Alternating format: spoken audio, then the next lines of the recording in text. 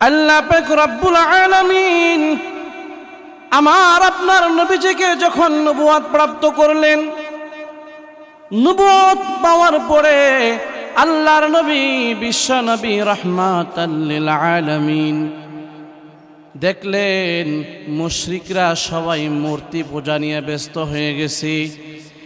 এক আল্লাহর একত্ববাদ ছেড়ে কাফেররা মূর্তি পূজায় লিপ্ত হয়ে গেছে। এমন সময় আল্লাহর নবী বিশ্ব নবী রাহমাতাল লিল আলামিন মুশরিকদেরকে কাফেরদেরকে বলতে লাগলো, ইসলামের দাওয়াত দিতে লাগলো, বলতে লাগলো কুলু লা ইলাহা ইল্লাল্লাহ তুফলিহুন। আল্লাহ পাক রব্বুল আলামিন আমার আপনার নবীকে নবুয়ত দেওয়ার পরে আল্লাহর নবী ইসলামের দাওয়াত দিতে লাগলেন।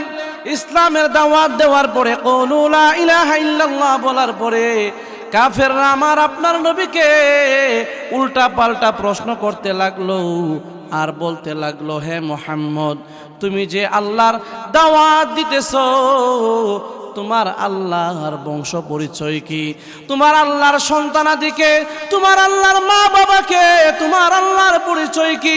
আল্লাহর নবী যখন এই প্রশ্নের সম্মুখীন হয়ে গেল, প্রশ্নের সম্মুখীন হওয়ার পরে হযরতে জিবরাইল আমার আপনার নবীর কাছে এসে বলে, ইয়া রাসূলুল্লাহ, ইয়া হাবিবাল্লাহ, আল্লাহর নবী গো, আপনি চিন্তিত হবেন না, চিন্তার কোনো প্রয়োজন নাই।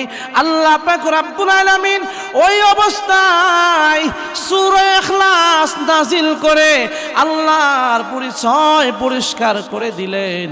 হে নবীজি, আপনি বলে দেন, কুল হুয়াল্লাহু আহাদ আল্লাহুস সামাদ লাম ইয়ালিদ ওয়া লাম ইউলাদ ওয়া লাম ইয়াকুল লাহু কুফুয়ান আহাদ। হে নবী, আপনি মুশরিকদেরকে বলে দেন, আমার আল্লাহর পরিচয় তোমরা নে নাও। আমার আল্লাহর পরিচয় হলো কুল হুয়াল্লাহু আহাদ, আমার আল্লাহ এক, অদ্বিতীয়, আল্লাহর সাথে কোনো শরীক নাই, আল্লাহর আগেও কেউ নাই, পরেও কেউ নাই, আমার আল্লাহ হলেন একক। আল্লাহুস সামাদ, আমার আল্লাহ অমুখাপেক্ষী, বেনিয়াস। লাম ইয়ালিদ ওয়া লাম ইউলাদ, আমার আল্লাহ পাক রব্বুল আলামিন কারো কাছ থেকে জন্মগ্রহণ করেন নাই এবং আমার আল্লাহ পাক রব্বুল আলামিন কাউকে জন্ম দেন নাই। আল্লাহ তাআলা কাউকে জন্ম দেন নাই এবং আল্লাহ পাক রব্বুল আলামিন কারো কাছ থেকেও জন্মগ্রহণ করেন নাই। এরপরে আল্লাহর নবী বলেন, ওয়ালাম ইয়াকুল লাহু কুফুয়ান আহাদ, আমার আল্লাহ পাক রব্বুল আলামিনের সমকক্ষ পৃথিবীতে আর কেউ নাই। এই নাও আল্লাহর পরিচয়। এইভাবে পরিষ্কারভাবে আল্লাহর পরিচয় দেওয়ার পরে সূরা ইখলাস তেলাওয়াত করার পরে মুশরিকদের জবান বন্ধ হয়ে গেল। সুবহানাল্লাহ, আল্লাহর পরিচয় তারা পেয়ে গেল। এই হলো সূরাতুল ইখলাসের শানে নুজুল। আল্লাহ পাক রব্বুল আলামিন ওনার একত্ববাদ, ওনার পরিচয় এই সূরাতুল ইখলাসের মধ্যে আল্লাহ তুলে ধরেছেন। কারো মনের মধ্যে যদি প্রশ্ন জাগে, আল্লাহকে, আল্লাহ কোথায় থেকে আসলো, আল্লাহর বংশ পরিচয় কি, ওই মানুষটা যদি সূরা ইখলাসের তরজমাগুলি পড়ে আল্লাহর পরিচয় পরিষ্কার হয়ে যাবে এবং দিলে দিলে একিন তার দিলের মধ্যে বসে যাবে। আল্লাহর নবী এই কথা বলার পরে কাফেরদের জবান বন্ধ হয়ে গেল। এই হলো সূরাতুল ইখলাসের শানে নুজুল। এবার আল্লাহর নবী সাল্লাল্লাহু আলাইহি ওয়াসাল্লাম জিবরাইলের কাছ থেকে এই ওহী পাওয়ার পরে সূরাতুল ইখলাস বলে দিলেন। আর আল্লাহ পাক রব্বুল আলামিনের সম্পর্কে সমস্ত পরিচয় তারা পেয়ে গেল। আর কোনো প্রশ্ন তারা খুঁজে পাইল না। আমার ভাইয়েরা, মুরব্বী বাবারা, যুবক ভাইয়েরা, সূরাতুল ইখলাস পবিত্র কোরআনের মধ্যে একটা ছোট একটি সূরা। এমন কোন মানুষ নাই যে মানুষের সূরা ইখলাস মুখস্থ নাই, কথা ঠিক কিনা? সবার সূরা ইখলাস মুখস্থ আছে। এই সূরাতুল ইখলাস পবিত্র কোরআনের ছোট একটি সূরা, কিন্তু এটার ফজিলত আল্লাহর কাছে পাহাড় পরিমাণ, এটার ফজিলত আল্লাহর কাছে অনেক বেশি। সূরাতুল ইখলাসের ফজিলত সম্পর্কে আল্লাহর নবী বিশ্ব নবী রাহমাতাল লিল আলামিন বলেন, কোন মানুষ যদি এই সূরাতুল ইখলাসের উপরে ইয়াকিন বিশ্বাস রেখে দিল থেকে আল্লাহকে খুশি করার জন্য একবার সূরাতুল ইখলাস মন থেকে তেলাওয়াত করে, আল্লাহ পাক রব্বুল আলামিন তার আমল নামায় 10 পারা কোরআন শরীফ তেলাওয়াত করার সওয়াব দিয়ে দিবেন। সুবহানাল্লাহ। এরপরে আল্লাহর নবীজি বলেন, যদি 2 বার তেলাওয়াত করে সূরাতুল ইখলাস, 2 বার তেলাওয়াত করার কারণে তার আমল নামায় 20 পারা কোরআন তেলাওয়াত করার সওয়াব তার আমল নামায় পৌঁছে যাবে। 3 বার তেলাওয়াত করলে পুরা 30 পারা কোরআন খতম করলে যেই সওয়াব হবে, সেই পরিমাণ সওয়াব আল্লাহ তার আমল নামায় দান করবেন। সুবহানাল্লাহ। দেখছেন নি সূরাতুল ইখলাসের ফজিলত কত বেশি। একজন সাহাবী আল্লাহর নবীর দরবারে এসে বলেন, ইয়া রাসূলুল্লাহ, ইয়া হাবিবাল্লাহ, আমি প্রতি রাতে কোরআন শরীফ খতম করি।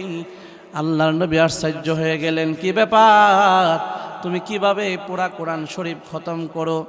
আল্লাহর নবীর সাহাবী বললেন, ইয়া রাসূলুল্লাহ, ইয়া হাবিবাল্লাহ, আপনি একদিন বয়ানের মধ্যে বলেছিলেন, যেই বান্দা সূরাতুল ইখলাস কুল হুয়াল্লাহ সূরা 3 বার তেলাওয়াত করবে, আল্লাহ পাক রব্বুল আলামিন তার আমল নামায় একটা কোরআন খতমের সওয়াব লিখে দিবেন। সুবহানাল্লাহ।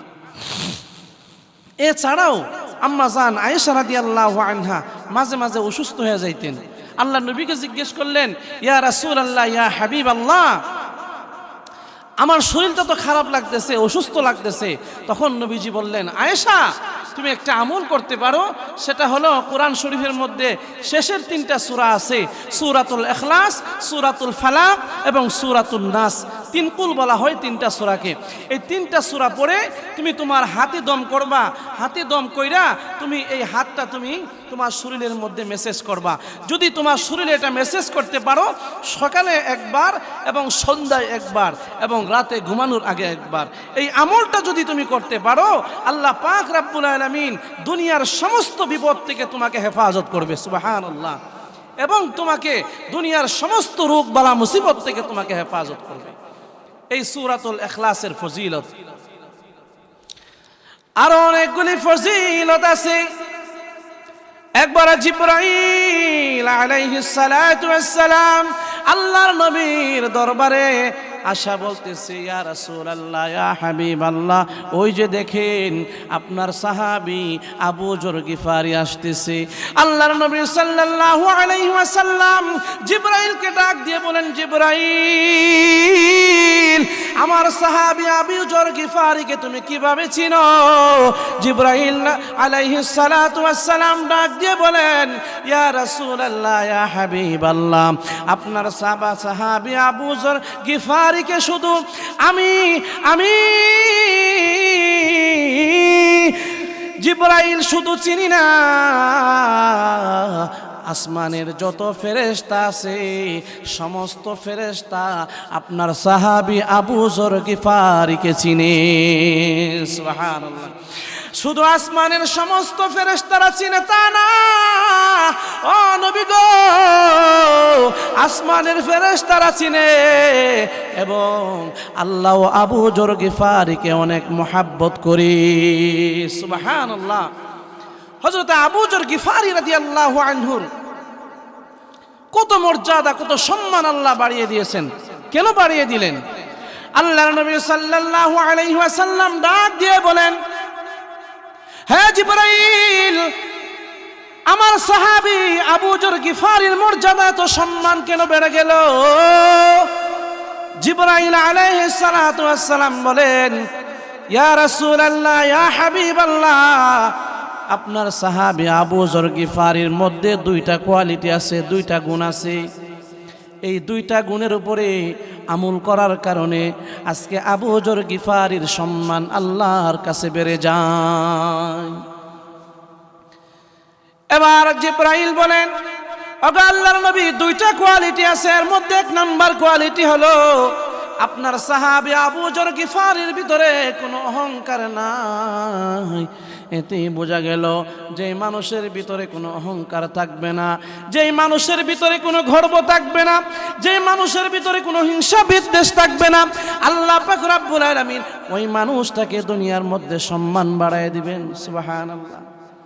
এই হলো এক নাম্বার গুণ, যার কারণে আবু যর গিফারির সম্মান আল্লাহর কাছে এত বেড়ে গেছে, এত মর্যাদা সম্পন্ন হয়ে গেছে।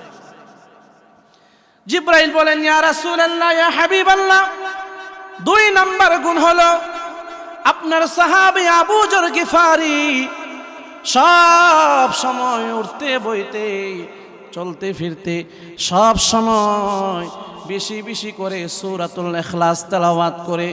সূরাতুল ইখলাস, কুল হুয়াল্লাহ সূরাকে এত মুহাব্বত করে, এত ভালোবাসে গো নবী।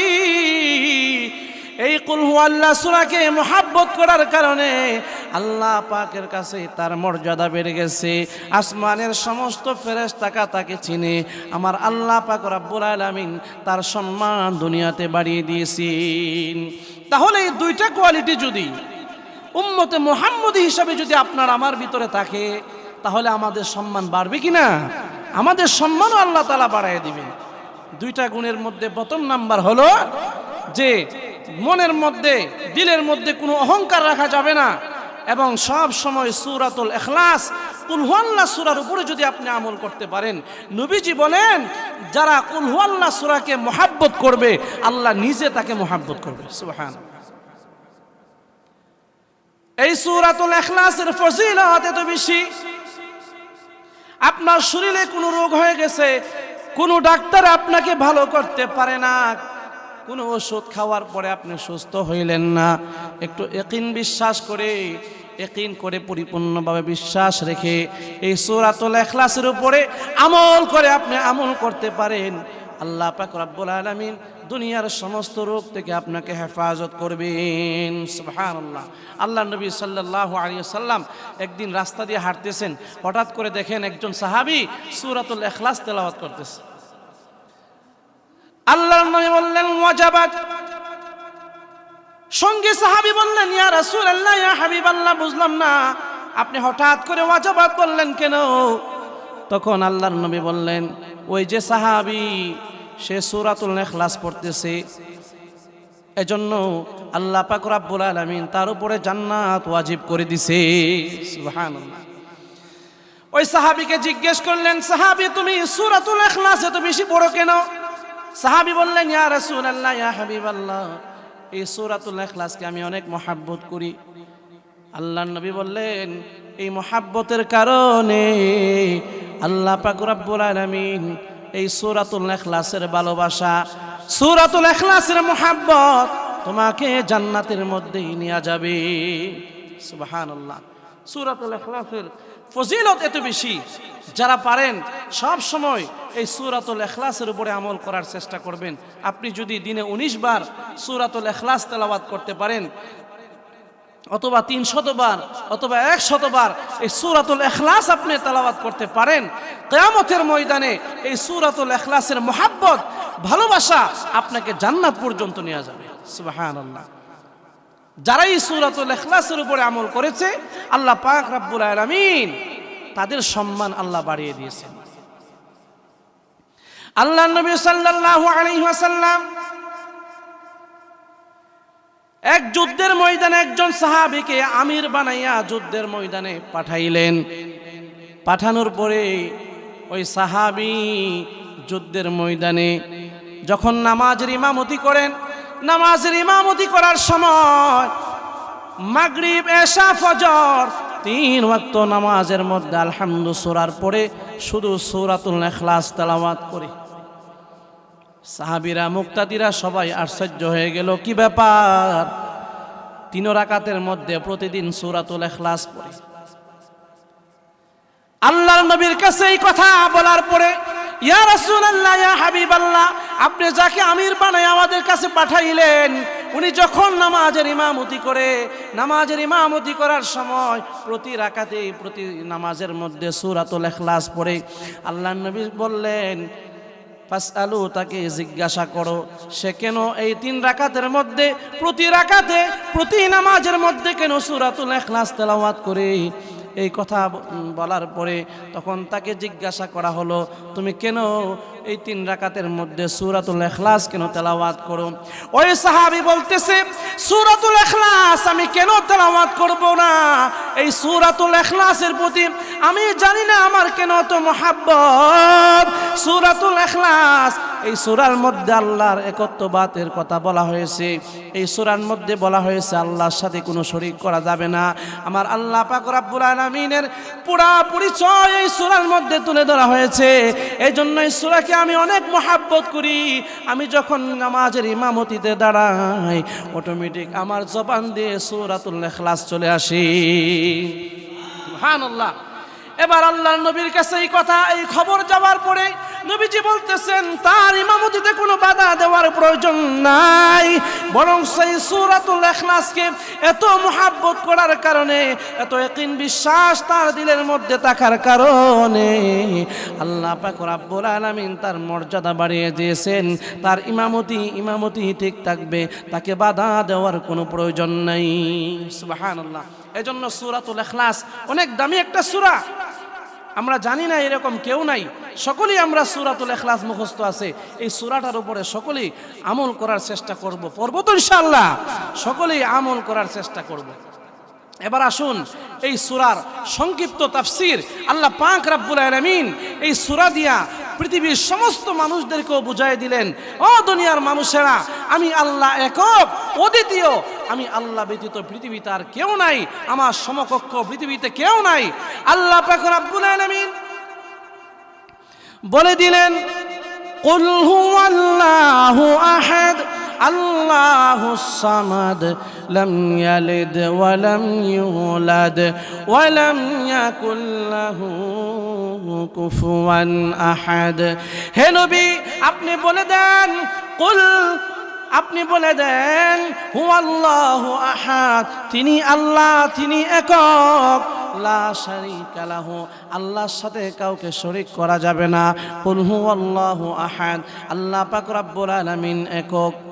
এক না, শুধু একক বলতে একের পরেও কিছু নাই, আগেও কিছু নাই, আল্লাহ একক।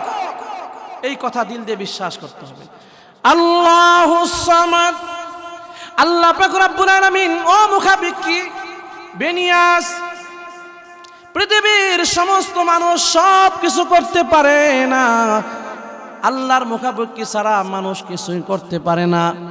আর আমার আল্লাহ পাক রব্বুল আলামিন সব কিছু করতে পারেন, মানুষের মুখাপেক্ষির প্রয়োজন হয় না।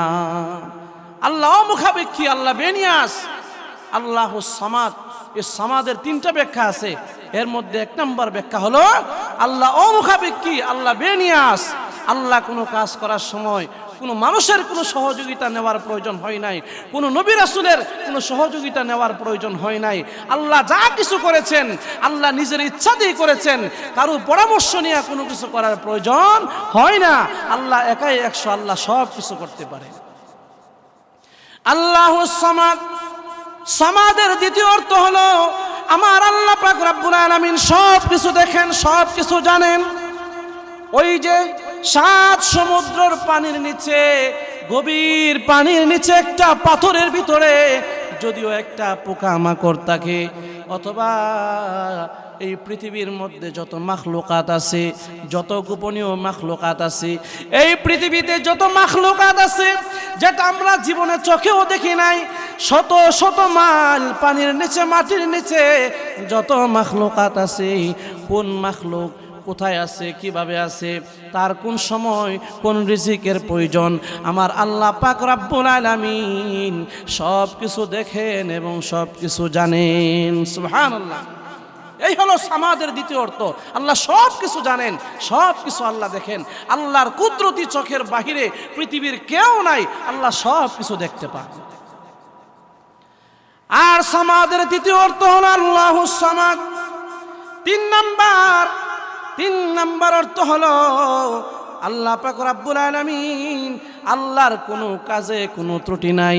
আল্লাহুস সামাদ, আল্লাহ পৃথিবীতে যা কিছু সৃষ্টি করেছেন, আল্লাহর সৃষ্টির মধ্যে কোনো ভুল আসেনি, আল্লাহর সৃষ্টির মধ্যে কোনো ভুল নাই। আল্লাহ পাক রব্বুল আলামিন আসমান সৃষ্টি করেছেন, কোনো খুঁটি ব্যবহার করেন নাই। জমিনকে আল্লাহ সৃষ্টি করেছেন, 18,000 মাখলুকাত আল্লাহ সৃষ্টি করেছেন, এবং আল্লাহ মানুষকে সৃষ্টি করেছেন। মানুষ সৃষ্টি করার পরে আল্লাহ পাক রব্বুল আলামিন পবিত্র কোরআনের মধ্যে আল্লাহ তাআলা বলে দিলেন, লাকাদ খালাকনাল ইনসানা ফি আহসানি তাকওয়িম। আল্লাহ তাআলা বলে দিলেন, আমি মানুষকে সর্বশ্রেষ্ঠ বানায়া এবং সবচাইতে সুন্দর বানায়া এই দুনিয়ার মধ্যে আমি পাঠিয়েছি। সুবহানাল্লাহ।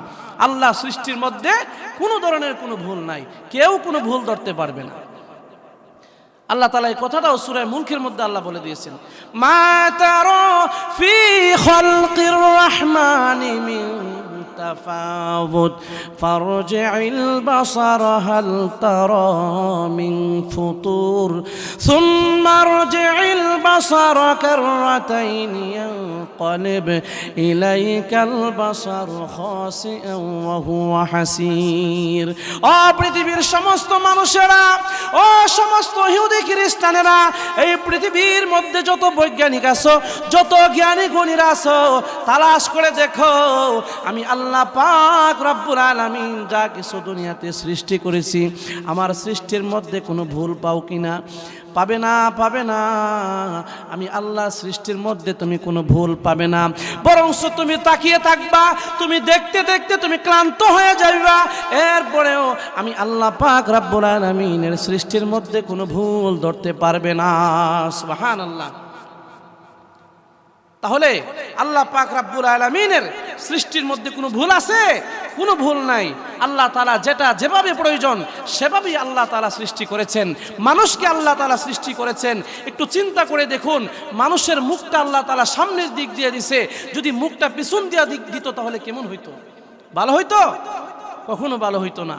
এই গোটা দেহটাকে আল্লাহ তাআলা যেখানে চোখের জায়গায় আল্লাহ চোখ ফিট করে দিয়েছেন, নাকের জায়গায় আল্লাহ নাক ফিট করে দিয়েছেন, মুখের জায়গায় আল্লাহ মুখ ফিট করে দিয়েছেন। যে জায়গায় যেটা প্রয়োজন আল্লাহ মানুষকে সেই জায়গায় সেই বস্তু দিয়া, সেই অঙ্গ প্রত্যঙ্গ দিয়া সুন্দরভাবে আল্লাহ মানুষটাকে সৃষ্টি করেছেন। এই পৃথিবীর কোনো বৈজ্ঞানিক আল্লাহর সৃষ্টির মধ্যে আজ পর্যন্ত কোনো ভুল ধরতে পারে নাই। কিয়ামত পর্যন্ত আল্লাহ সৃষ্টির মধ্যে কোনো ভুল ধরতে পারবে না। আমার ভাইয়েরা, নিউটন নামে একজন বৈজ্ঞানিক ছিল। সে শুধু চিন্তা করত আল্লাহ পাক রব্বুল আলামিন কত কিছু সৃষ্টি করছেন, মাঝে মাঝে কোনো সৃষ্টির মধ্যে আল্লাহ তাআলা ভুল ধরার চেষ্টা করত। নাউজুবিল্লাহ। একবার বিশাল বড় বটগাছের নিচে বসে বসে চিন্তা করতেছে, আল্লাহর এ কেমন সৃষ্টি! বিশাল বড় বটগাছের মধ্যে ছোট ছোট বট দিছে। এখানে যদি বড় একটা কাঁঠালের মতো বা তরমুজের মতো ফল দিত তাহলে গাছের সাথে ফলটা ম্যাচিং হইতো। আর সামান্য লতা পাতার মধ্যে তরমুজের মতো ফল দিছে, যদি ওই তরমুজটা বটগাছের মধ্যে দিত তাহলে সুন্দর হইতো, আর বটগাছের বটটা যদি লতা পাতার মধ্যে দিত তাহলে সুন্দর হইতো। এই চিন্তা করতে করতে হঠাৎ করে শরীরটা ক্লান্ত চলে আসলো। ওই বটগাছের নিচে আল্লাহর বান্দা শুয়ে গেল, নাক মুখ উপর দিক দিয়া শুয়ে রইছে। হঠাৎ করে পাখিরা বট খায় না? পাখিরা তো বট খায় গাছের মধ্যে। তো একটা বট খাইতেছে পাখি, তো খাইতে গিয়া আরেকটা বটের সাথে ধাক্কা লাগিয়া একটা বট টুস কইরা ওই নিউটন নামক যে বৈজ্ঞানিক ছিল তার নাকের মধ্যে পড়ছে। এবার সে চিন্তা করতেছে, কি ব্যাপার, হঠাৎ করে আমার নাকের মধ্যে কি পড়ে গেল? সে দেখতেছে বট গাছ থেকে একটা ছোট বট তার নাকের মধ্যে পড়ছে। তখন সে চিন্তা করলো, আল্লাহ, আমার এখন বিশ্বাস হয়েছে তোমার সৃষ্টির মধ্যে কোনো ধরনের কোনো ভুল নাই। আজকে ওই তরমুজের মতো ফলটা যদি তুমি বটগাছের মধ্যে দিতা, তাহলে ওই বটের মধ্যে যদি বটের মতো ওই তরমুজ যদি গাছ থেকে আমার নাকের মধ্যে পড়তো, তাহলে আমার নাক আমার চেহারা সবর্তা হয়ে যাইত। আল্লাহ, তোমার সৃষ্টির মধ্যে কোনো ধরনের ভুল নাই। এইভাবে পৃথিবীর যত বৈজ্ঞানিক আছে সমস্ত বৈজ্ঞানিকরা এই কথা স্বীকার করতে বাধ্য হয়েছে, আল্লাহ পাক রব্বুল আলামিন যা কিছু সৃষ্টি করেছেন আল্লাহর সৃষ্টির মধ্যে কোনো ধরনের ভুল নাই। সুবহানাল্লাহ, আল্লাহর সৃষ্টি সব কিছু সুন্দর সুন্দর করে আল্লাহ তাআলা সৃষ্টি করেছেন। আল্লাহুস সামাদ, আল্লাহ পাক রব্বুল আলামিন ও মুখাবিকি বেনিয়াস, আল্লাহুস সামাদ, আল্লাহ সব কিছু দেখেন, সব কিছু জানেন। আল্লাহুস সামাদ, আল্লাহ পাক রব্বুল আলামিনের সৃষ্টির মধ্যে কোনো ধরনের ভুল নাই।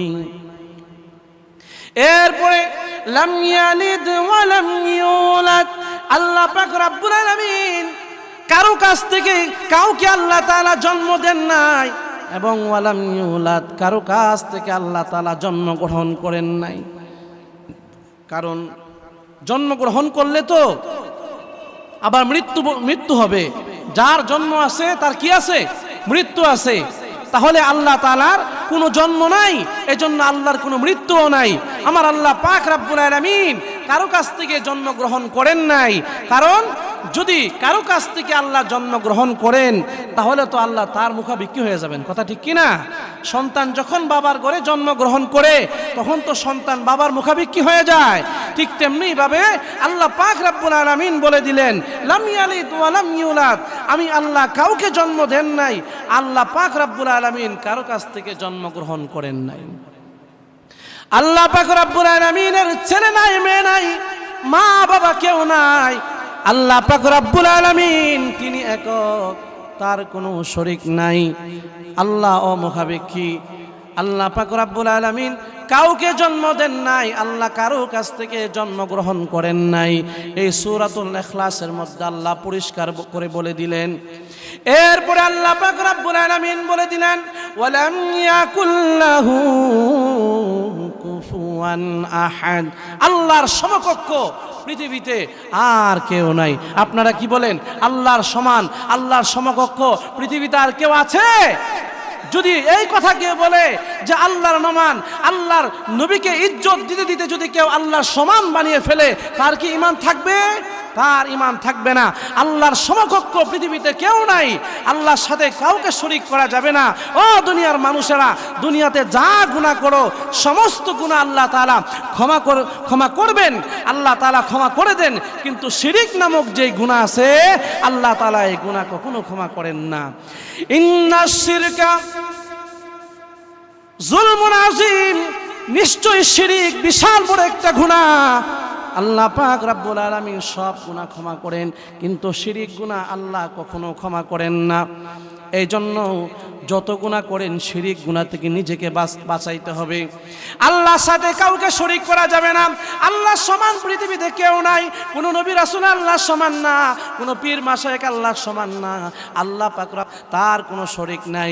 এই কথা যার দিলের মধ্যে পরিপূর্ণভাবে বসে আছে, আশহাদু আল্লা ইলাহা ইল্লাল্লাহু ওয়াহদাহু লা শারীকা লা, এই কালিমা শাহাদাতের মধ্যে আল্লাহ তাআলা বলে দিলেন ও দুনিয়ার মানুষেরা, তোমরা এই কথা সাক্ষী দাও, আশহাদু আল্লা ইলাহা ইল্লাল্লাহ।